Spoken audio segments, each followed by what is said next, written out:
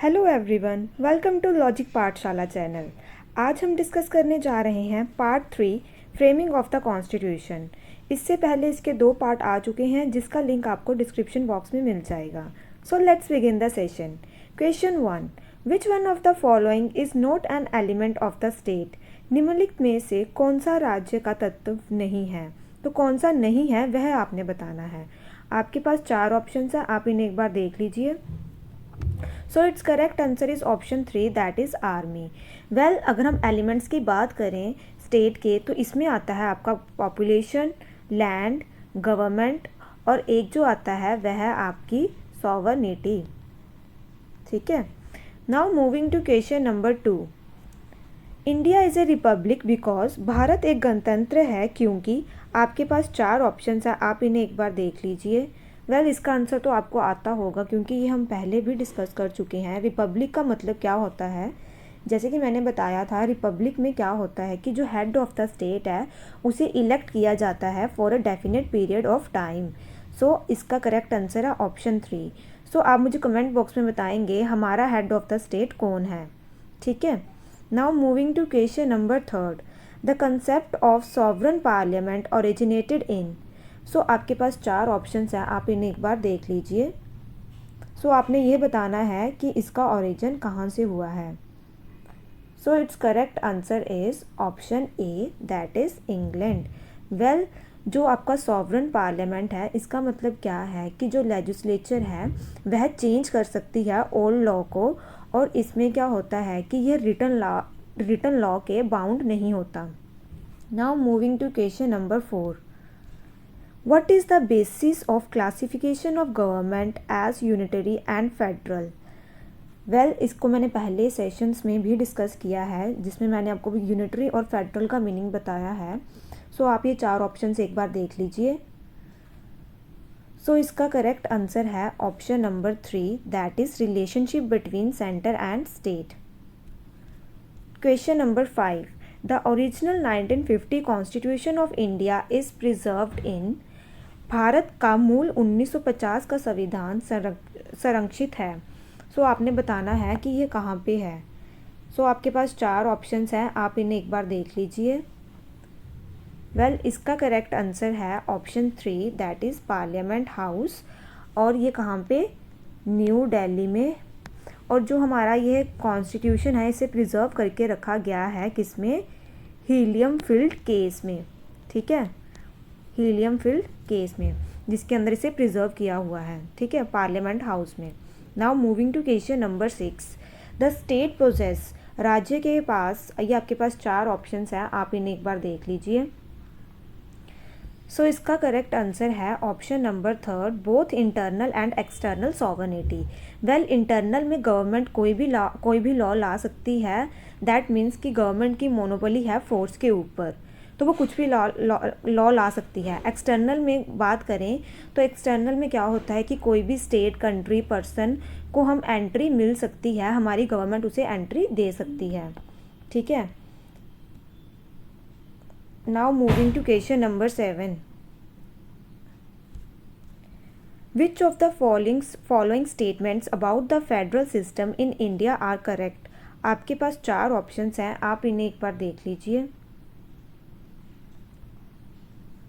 So it's correct answer is option number B, that is ये आपका 1 और 2 जो स्टेटमेंट है ये आपकी करेक्ट है। इसे एक बार पढ़ लीजिए। The constitution introduces a federal system as the basic structure of government. Second है there is a strong mixture of unitary bias. ठीक है, तो ये दोनों स्टेटमेंट आपकी क्या है? करेक्ट है। Now moving to question number 8, in the federation under the act of 1935 residuary powers were given to the. 1935 के अधिनियम के तहत संघ में अवशिष्ट शक्तियाँ किसको दी गई थी? आपके पास 4 ऑप्शन हैं, आप इन्हें देख लीजिए। वेल, जैसे कि हमारे पास 3 लिस्ट हैं, कौन कौन सी? यूनियन लिस्ट, स्टेट लिस्ट और कॉन्करेंट लिस्ट। आप मुझे कमेंट बॉक्स में यह बताएंगे कि ये तीनों लिस्ट कौन से स्केड्यूल में आती हैं, और आप मुझे ये भी बताएंगे कि इसके अंदर जब ये आई थी तो इसमें कितने कितने सब्जेक्ट्स थे। वेल, अब हम बात कर रहे हैं एक्ट ऑफ 1935 में जो residuary powers were given to the, तो किसे दी गई थी? जो सब्जेक्ट्स ना यूनियन में आते हैं, ना स्टेट में आते हैं और ना ही कॉन्करेंट में आते हैं, उसे हम डालते थे रेजिडुअरी में।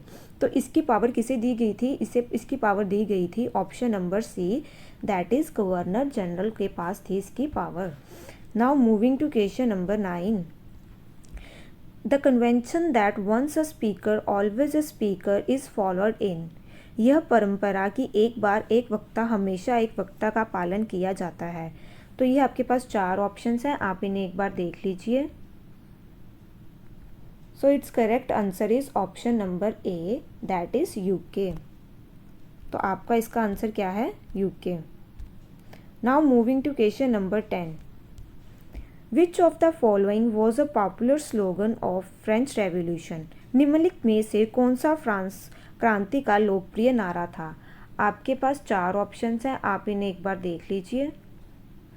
ये तो आप सबको ही पता होगा कि हमने फ्रेंच से क्या लिया है हमारे कॉन्स्टिट्यूशन ने।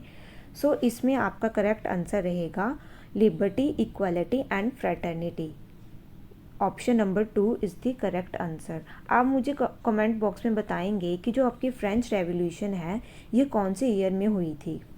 Now moving to question number 11। Democratic socialism aims at. लोकतांत्रिक समाजवाद का लक्ष्य है। आपके पास 4 ऑप्शंस हैं, आप इन्हें एक बार देख लीजिए। It's correct answer is option 4, that is bringing about socialism through democratic means. तो क्या है आपका? लोकतांत्रिक तरीकों से समाजवाद लाना। Now moving to question number 12। When was our national anthem first sung and where. आपने ये बताना है कि हमारा नेशनल एंथम पहली बार कहाँ गाया गया था, ठीक है, और कौन से ईयर में। आपके पास 4 ऑप्शंस हैं, आप इन्हें एक बार देख लीजिए। It's correct answer is option D, that is 27 दिसंबर 1911 इन कैलकाता। इस टाइम पे जो आपके प्रेसिडेंट थे आईएनसी के, वह थे बिशन नारायण दर। जनगण मन को फर्स्ट कंपोज किया गया था कौन सी लैंग्वेज में? ये आपका किया गया था बंगाली लैंग्वेज में। और इसे कंपोज किसने किया था? वह किया था रविंद्रनाथ टैगोर जी ने। इसको अडॉप्ट किया गया था जनगण मन को 24 Jan 1950 as a national song of India. इसे हम मॉर्निंग सॉन्ग ऑफ इंडिया भी कहते हैं। और इसमें आप यह क्वेश्चन अक्सर पूछा जाता है पेपर में कि जनगण मन के जो 5 स्टैंजास हैं इसे कितना टाइम लगता है गाने में। तो ये आपका लगता है 52 सेकेंड्स। और कभी कभी इसका फर्स्ट और लास्ट स्टैंजा ही गाया जाता है, तो उसको कितना टाइम लगता है गाने में? तो वह है 20 seconds. Now moving to question number 13। Answer है option C, that is government of India act 1919 में यह आया था। Bye cameralism. बाय कैमरल में क्या था कि जो सेंट्रल लेजिस्लेटिव काउंसिल है इसने रिप्लेस कर दिया था, इसको रिप्लेस कर दिया गया था किससे? अपर हाउस और लोअर हाउस से। जैसे कि अपर हाउस हम किसे बोलते हैं आज के टाइम पे हम बोलते हैं राज्यसभा को, और लोअर हाउस बोलते हैं लोकसभा को। यह जो आपका बाई कैमरल था यह फर्स्ट टाइम कब आया था? कौन से एक्ट में? गवर्नमेंट ऑफ इंडिया एक्ट 1919 में। इसी ही टाइम पे आपकी क्या इंट्रोड्यूस हुई थी? डेयार्की, और जो कि कहाँ इंट्रोड्यूस हुई थी? आपकी प्रोविंसेस में। Number 14। The office of Lokpal and Lokayukta in India is based on which of the following. भारत में लोकपाल और लोकयुक्ता का कार्यालय निम्नलिखित में से किस पर आधारित है? आपके पास 4 ऑप्शंस हैं, आप इन्हें एक बार देख लीजिए। अगर हम लोकपाल और लोकयुक्ता की बात करें तो लोकपाल आपका होता है कहाँ पे? सेंटर में। और जो लोकयुक्ता है ये आपका कहाँ होता है? स्टेट्स में। जो हमने ये कहाँ से लिया था? ये आपका आया था ओम्बड्समैन इन स्कैंडेवियन। जो हमारी स्कैंडेवियन कंट्रीज़ हैं इसमें आपके पास कौन कौन सी कंट्री आती है? इसमें आती है आपके पास डेनमार्क, नॉर्वे और स्वीडन। इसको आप याद रखें DNS से। जो स्कैंडेवियन कंट्रीज़ है इसमें क्या है? डेनमार्क, नॉर्वे और स्वीडन। यहाँ से हमने लिया है ये कंसेप्ट लोकपाल का। आपके जो फर्स्ट इसके हेड बने थे वह बने थे पिनाकी चंद्र घोष। आप मुझे ये कमेंट बॉक्स में बताएंगे कि इन्हें जो अपॉइंट किया था, तो 3 मेंबर कमेटी थी, तो आप बताएंगे कि उसमें कौन कौन था। एक तो प्राइम मिनिस्टर ऑफ इंडिया थे, 2 आप मुझे कमेंट बॉक्स में बताएंगे। जो ये टर्म क्वाइन की थी लोकपाल, ये किसने करी थी? ये क्वाइन करी थी एल.एम. सिंघवी जी ने। तो ये भी अक्सर पेपर में पूछा जाता है कि ये टर्म किसने क्वाइन की थी। Now moving to question number 15, who was the first Indian president of central legislature? केंद्रीय विधानमंडल के पहले भारतीय अध्यक्ष कौन थे? आपके पास 4 ऑप्शंस हैं, आप इन्हें एक बार देख लीजिए। वेल, इसे आई थिंक हम पहले भी डिस्कस कर चुके हैं। सो it's correct answer is option 3, that is Vitthal भाई पटेल। बात करें अगर हम विट्ठल भाई पटेल की, तो ये आपके प्रेसिडेंट बने थे 1925 में। Now moving to question number 16, the term the term caste was derived from. जाति शब्द की व्युत्पत्ति हुई है, तो कहाँ से ये डिराइव हुआ है? आपके पास 4 ऑप्शंस हैं, आप इन्हें एक बार देख लीजिए। So it's correct answer is option A. वैसे तो जो आपकी ये टर्म डिराइव हुई है, ये आपकी स्पेनिश एंड पोर्तुगीज़ से हुई है। चलो आप मुझे ये बताओ, जो फर्स्ट पोर्तुगीज़ आए थे, पुर्तगाली जो आए थे इंडिया में, वह कौन थे और कौन से ईयर में आए थे और कौन से रूट से आए थे? ठीक है। और अगर हम बात करें कास्ट की, तो यह आपकी ऋग्वेद में भी मेंशन है। कौन से मंडल में? 10th मंडल में, जिसका नाम क्या है? पुरुषोत्तम मंडल। उसमें भी कास्ट के बारे में लिखा गया है। Now moving to question number 17, which one of the following judgement stated that secularism and federalism are the basic features of the Indian constitution? So आपके पास 4 ऑप्शंस हैं, आप इन्हें एक बार देख लीजिए। सो आपने बताना है कि ये कौन सी जजमेंट में स्टेट किया गया है।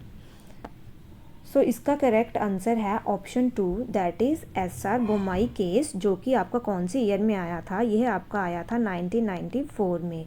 बात करें अगर हम बाकी केसेस की, तो केशवानंद भारती केस आया था आपका 1973 में, जिसमें कि क्या बताया गया था कि इसके अंदर basic structure of Indian constitution के बारे में लिखा गया था।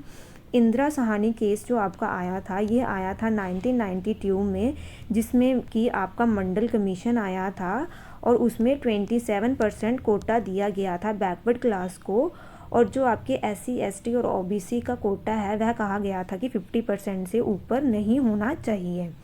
ठीक है। बात करें अगर हम मिनर्वा मिल केस की, तो यह आपका आया था 1980 में। Now moving to question number 18, the term greater India denotes. Greater India शब्द का अर्थ है, आपके पास 4 ऑप्शंस हैं, आप इन्हें एक बार देख लीजिए। सो इसका करेक्ट आंसर है option number 2, that is cultural unity, सांस्कृतिक एकता। Now moving to question number 19, the term of nomination of members of Rajya Sabha has been borrowed from the constitution of. So ये हमने कहाँ से लिया है? आपके पास 4 ऑप्शंस हैं, आप इन्हें एक बार देख लीजिए। सो इसका करेक्ट आंसर है ऑप्शन बी, दैट इज़ ये हमने लिया है आयरलैंड से। Now moving to question number 20, the original constitution of India was published in. भारत का मूल संविधान प्रकाशित हुआ था। आपके पास 4 ऑप्शंस हैं, आप इन्हें एक बार देख लीजिए। सो ये आपका हुआ था option number D, that is Dehradun में। नाउ मूविंग टू, सो आज के क्वेश्चंस हमारे यहीं पे ख़त्म होते हैं।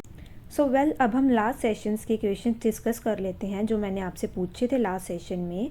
तो पहला क्वेश्चन था, by which of the following act the system of dyarchy was introduced at the centre. So यहाँ पे मेंशन करा है सेंटर में।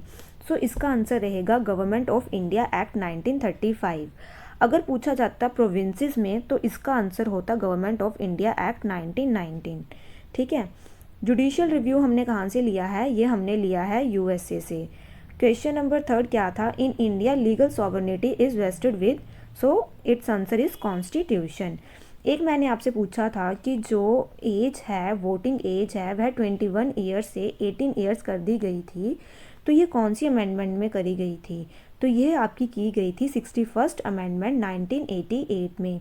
तो ये क्वेश्चन एग्जाम में बहुत बार पूछा गया है। अब हम आज के क्वेश्चंस देख लेते हैं।